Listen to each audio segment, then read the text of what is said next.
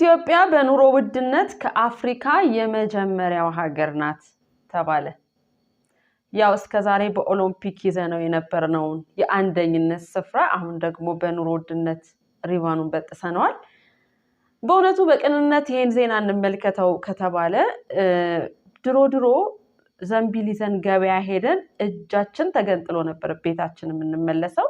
አሁን ግን የእጃችን ጤንነት ተጠብቋል።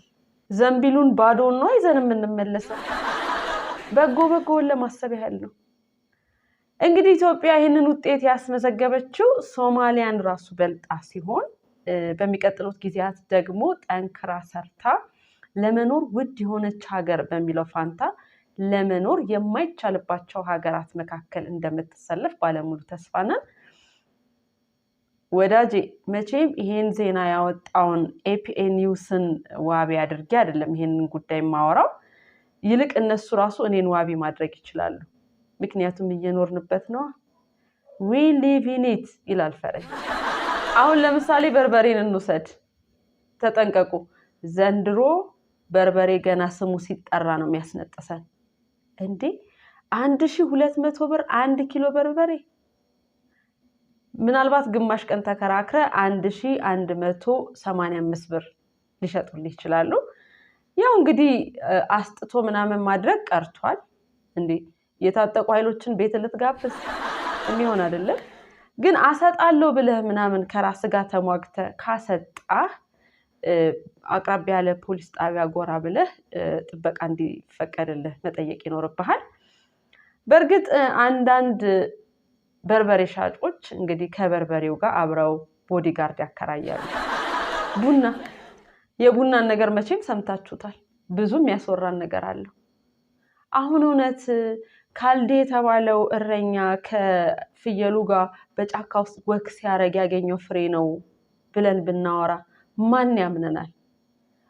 ዋጋው እኮ የሚመስለው የሆነ በትልቅ ላብራቶሪ ውስጥ በትልቅ ኢንቨስትመንት የተገኘ ፍሬ ነው የሚመስለው። በነገራችን ላይ እንደ ነገርየው አካሄድ ማለት በዚሁ ከቀጠለ ኢትዮጵያ ውስጥ ወደፊት ቡናን እንደ ሐሺሽ በአፍንጫችን ነው የምንወስደው። እንዴ 70 ብር አንድ ስኒ ቡና በቃ የከፍተኛው መደብ እኮ መጠጥ ሆነ። ድሮ ደሃ ኮራ ሲል ማለት ነው እኔ ቆሎ ቆርጥሜ ቡናዬን ከጠጣው ምናምን ሊል ይችል ነበረ። አሁን የለም፣ እንደዛ አይነት ነገር የለም። አሁን ይሄንን ማለት የሚችለው ምሳና ራቱን አስተካክሎ መብላት የሚችለው የተረጋጋ ህይወት ያለው ሰው ነው። አሁን ባለፈው አንድ ካፌ ተቀምጬ አንዱ ሰው ቡና አዞ መጥቶለት እየጠጣ ቆየና ከዛ ሂሳቡ መጣ። ሂሳቡን ከፍቶ እየተመለከተ ያው ለመክፈል ኪስ ውስጥ እየገባ አስተናጋጇን ቡናው ግን በጣም ይመራል ሲላት ፈገግ ብላ ሂሳቡ እንዳይሆን የመረረ ብለው። በነገራችን ስር ከነገርኳችሁ አይቀር እስከ መጨረሻው በደንብ አድርጌ ልንገራችሁና ዘንድሮ አበበ ራሱ በሶ መብላት አቁሟል።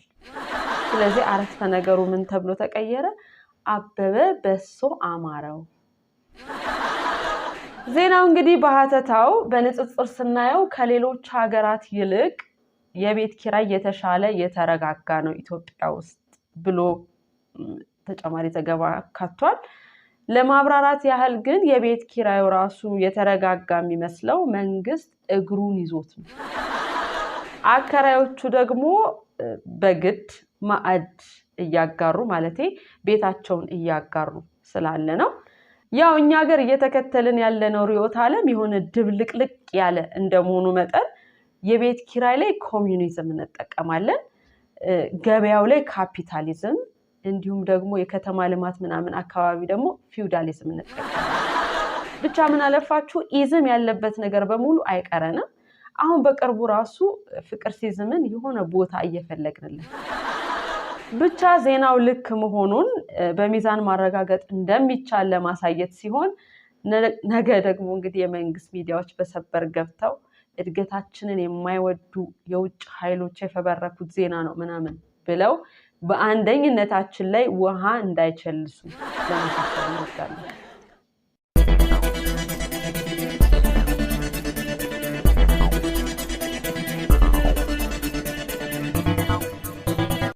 ሰሞኑን ጠቅላይ ሚኒስትር አብይ አህመድ ከተለያዩ የህብረተሰብ ክፍሎች ጋር ውይይት ማድረጋቸውን በተለያዩ ሚዲያዎች አይተናል። ከፖለቲካ ፓርቲዎች፣ ከአርቲስቶች እንዲሁም ከመምህራን ጋር። ያው የፖለቲካ ፓርቲዎች ማለት እንኳን ይከብዳል። የመንግስት ፔስ ሜከሮች ብንላቸው የተሻለ ነው። እንደሚታወቀው እንግዲህ ሩጫ ላይ ፔስ ሜከሮች ከሯጩ እኩል ሲሮጡ ሲያሯሩጡ ይቆዩና መጨረሻ ላይ ሯጩ ሲሸለም ቆመው ያጨበጭባሉ፣ ልክ እንደ ተመልካች ማለት ነው። እንግዲህ አብዛኞቹ መንግስት ብርድ እንዳይለው በየሄደበት እየተከተሉ ሲያጅቡ ነው እንጂ ሲቃወሙ አላየንም። ምናልባት የሚቃወሙት በልባቸው ከሆነ የምናውቀው ነገር የለም። አስባችሁታል? መንግስት ላደረገው ነገር ሁሉ እጃቸው እስኪግል የሚያጨበጭቡ ከሆነ መንግስት ላጠፋው ጥፋት ራሱ መንግስት የማያውቀው ማብራሪያ የሚሰጡ ከሆነ እነዚህን ተቃዋሚ የፖለቲካ ፓርቲ ማለት ይኖርብናል። በአጠቃላይ መንግስት ለሚያደርገው ነገር በሙሉ ጭንቅላታቸውን እየነቀነቁ የሚደነቁ ከሆነ የፖለቲካ ፓርቲውን ትተው ለምን ባችለር ፓርቲ አያዘጋጁ? ሁሉም ወንዶች ስለሆኑ ነው። ብቻ እነኚህ ፓርቲዎች ለመወያየት ተቀምጠው እንደተለመደው ኖት ሲይዙ የተመለከትናቸው ሲሆን ኖቱን ራሱ እርስ በርስ ሲኮራረጁ ነበር አንዳንዶቹ። ስለዚህ መንግስትዬ በሚቀጥሉት ውይይት ካላችሁ የተለያየ ቦታ እንደ ፈተና በታትነ ብታስቀምጣቸው መልካም ነው። እንዴ ኖት ከሚኮራረጁ ፓርቲዎች ህዝቡን የመታደግ ኃላፊነትም አለብህ። እንግዲህ የመኮራረጅ ጉዳይ ከተነሳ አርቲስቶቹ ባዩት የልማት ስራዎች መደነቃቸውን በተለያዩ ቃለ መጠይቆች ግን በተመሳሳይ ሁኔታ ሲናገሩ ነበረ። አንዳንዶቹ ግን በተለየ ሁኔታ ማንኛውም መንግስት ቢመጣ ለማንኛውም መንግስት አድናቆት እንዳላቸው ማሳየታቸውን አይተናል። ማለቴ ኢህአዴግም የሚገርም መንግስት ነበር ሲሉ ነበረ። ብልጽግናም ይኸው እንዳስደነቃቸው በተለያየ ጊዜ እየተናገሩ ነው። ከዚህ በኋላ የሚመጣ መንግስት ካለም ብለው ለአድናቆት እየተዘጋጁ ያሉ ነው የሚመስለው። እንዴ ማለቴ አንዳንዶቹ እኮ እንዳያያዛቸው ጣሊያን ለሶስተኛ ጊዜ እዚህ ሀገር ቢመጣ ራሱ ጥለህን ሄደህ ነው እዚህ ነገር ውስጥ የከተተው አንተ ብትኖርልን ኖሮ ምናምን ብለው አድናቆታቸውን የሚያዥጎደጉድ ይመስለናል። እንግዲህ ከአርቲስቶቹ ጋር በነበረው ስብሰባ አርቲስቶቹ ወሳኝ የሆኑ ጥያቄዎችን የጠየቁ ሲሆን በተለይ ትውልዱ የውጭ ዘፈንና የውጭ ፊልሞች ላይ ያተኩራል። ስለዚህ መንግስት ለኛ የቤት መስሪያ ቦታ በመስጠት ይህን ችግር እንድንቀርፈው ማድረግ አለበት ብለው ነበር። በነገራችን መካከል አርቲስቶቹ ጥያቄዎቹን ሲጠይቁ የነበረው ከወረቀት ሲሆን ወረቀቱ ላይ ከጀርባው ደግሞ ስማቸው ተጽፎበት ነበር። ያው እንግዲህ ይህንን በምርመራ ዘገባችን ፈተሽ ስናረገው ሁለት ሀሳቦች መተውልናል። አንደኛው እንግዲህ እነዚህ አርቲስቶች የያዙት ወረቀት ላይ ስማቸው ለምን ተጻፈ የሚለውን ስንመልስ ምናልባት አንዳንድ ጊዜ የሆነ ስብሰባዎች ሲሆኑ ስማቸው የሚጠፋባቸው አርቲስቶች ሊኖሩ ይችላሉ ብለን አሰብን።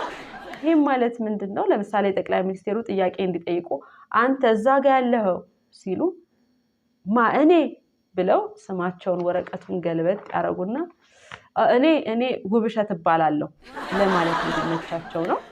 ወይም ደግሞ እንግዲህ ጥያቄውን ገዝተውት ከሆነ ማለቴ የሸጠው ሰውዬ ሰዓት አንሶት ከጀርባ ስማቸውን ጽፎ ይሄን ለከሌ ስጡልኝ ብሎ ከሰጠ የሚል ሁለት አይነት አተያይ ለማየት ሞክረናል። ብቻ ባልተለመደ ሁኔታ አርቲስቶቹ የሚያነቡት ወረቀት ላይ ስማቸው ነበረ።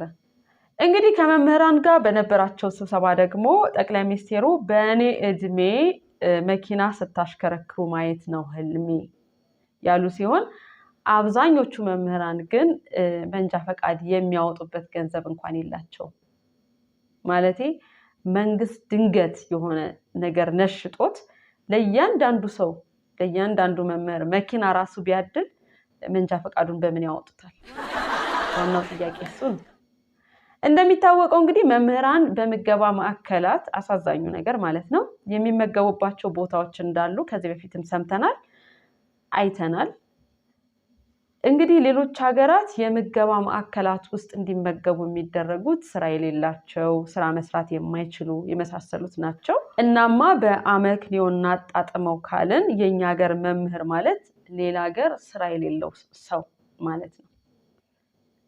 ብቻ መንግስት ከተለያዩ አካላት ጋር ያደረገውን ውይይት ፍሬ በሚቀጥሉት ጊዜያት ለማየት ጓጉተናል ለማለት ነው።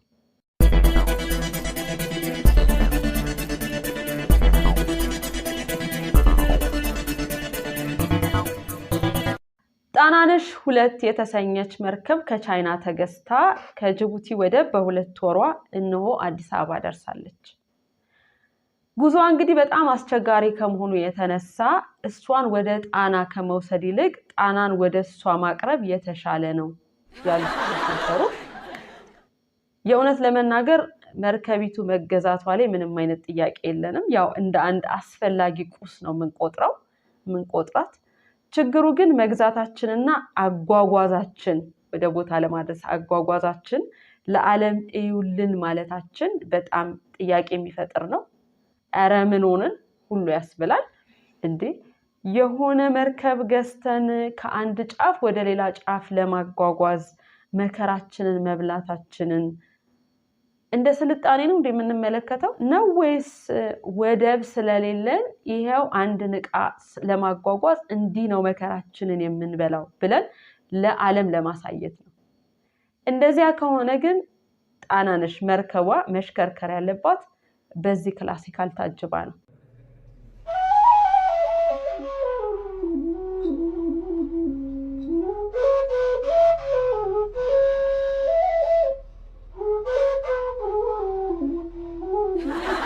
በነገራችን ላይ መርከቧ ባለፈችባቸው ቦታዎች የኤሌክትሪክ መስመሮች እንዲሁም አንዳንድ ጊዜ ድልድዮችን ሁሉ ነካክታ ያለፈች ሲሆን ለመርከቧ ያወጣነው ወጪ ላይ እንግዲህ እነዚህንም መጨመር ያለብን ይመስለናል። በተጨማሪ ግን መንግስት የመርከብ ስራና እነዚህ ኢንስታሌሽን ምናምን የመሳሰሉት ሙያዎች ላይ ገንዘብ ከፍሎ ገንዘብ አውጥቶ ሰዎችን ማስተማር እንዳለበት ያሳየ አጋጣሚ ነው።